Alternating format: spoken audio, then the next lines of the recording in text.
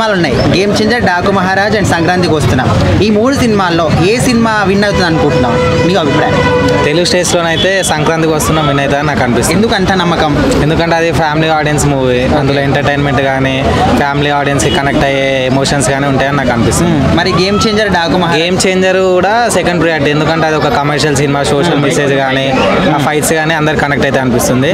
And Daaku Maharaj ఏంటిదంటే అది mass movie అన్నట్టు బాలయ్య ఫ్యాన్స్కి బాగా నచ్చుతుంది.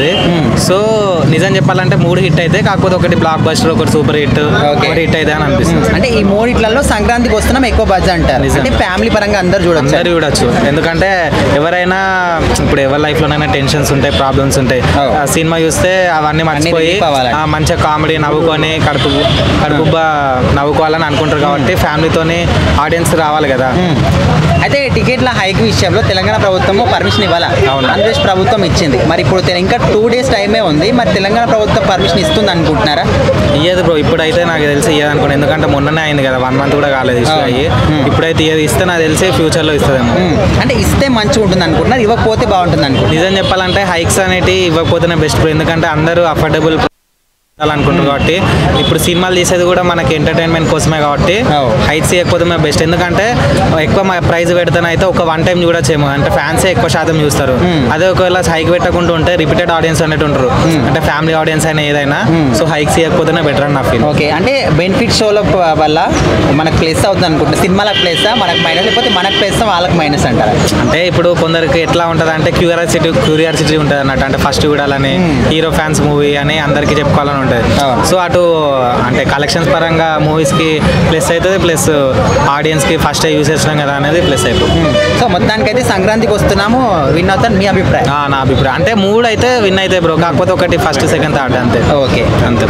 సో మరి గేమ్ చేంజర్, డాకు మహారాజ్, సంక్రాంతికి వస్తున్నాం 3 సినిమాలలో ఏ సినిమాకి ఎక్కువ బజ్ కనిపిస్తుంది?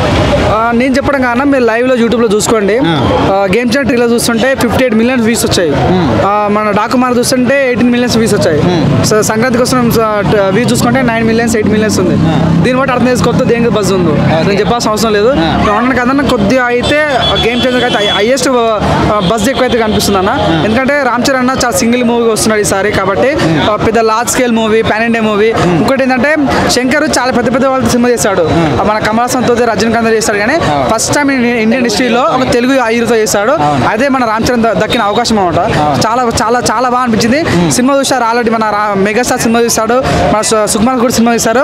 వాళ్ళంతా కూడా ఏమన్నాడు, సినిమా మేము ఆల్రెడీ చూసేసాము, సినిమా చాలా బాగుంది. క్లైమాక్స్ మాత్రం 100% రామ్ చరణ్ నేషనల్ అవార్డు రావాలని చెప్తుండ్రు. సో వాళ్ళు చెప్తుంటే వాళ్ళు కూడా రివ్యూస్ ఇస్తారు.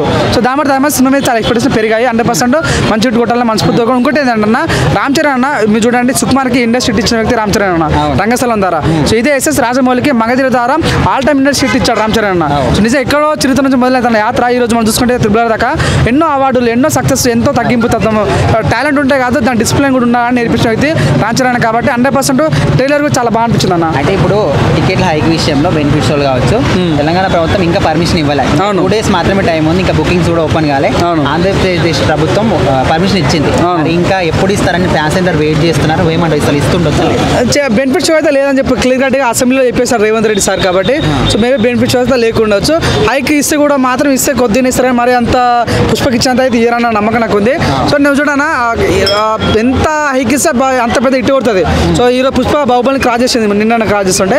సో దానికి ఇచ్చిన హైక్ అలాంటిది. కాబట్టి సో హైక్ ఇచ్చినా ఇవ్వకపోయినా సినిమాలో కంటెంట్ బాగుంటే మాత్రం ప్రజలు లైక్ చేస్తారు. చూడండి బేబీ సినిమా 2 కోట్లు పెట్టి దానికి 100 crore కొట్టింది. సినిమాలో కంటెంట్ నచ్చితే బాగా లైక్ చేస్తారు. కాంతార్ కానీ, కేజీఎఫ్ కానీ, ఇవన్నీ కూడా సినిమాలో కంటెంట్ నచ్చితే ఎంత పెద్ద హిట్ చేయాలో ప్రజలకు తెలుసు, మాకు తెలుసు. 100% మీరు హైక్ చేసినా తగ్గించినా. చూడండి భీమ్లా నాయక్ సినిమా అన్న, పవన్ కళ్యాణ్ సినిమా తను అసలు సినిమా రేట్ కానీ ఇంకా తగ్గించారు అప్పుడు. అయినా సరే అసలు పెద్ద హిట్ చేస్తారు ప్రజలు. సో నిజంగా సినిమా హైకున్నా లేకున్నా కూడా ప్రజలకు సినిమా నచ్చితే మాత్రం 100% హిట్ చేస్తారు. నాకు నమ్మకం ఉంది 100% గేమ్ చేంజర్ మంచి సాలిడ్ హిట్ కొడతారని నమ్మకం నాకు కలిగిందన్న.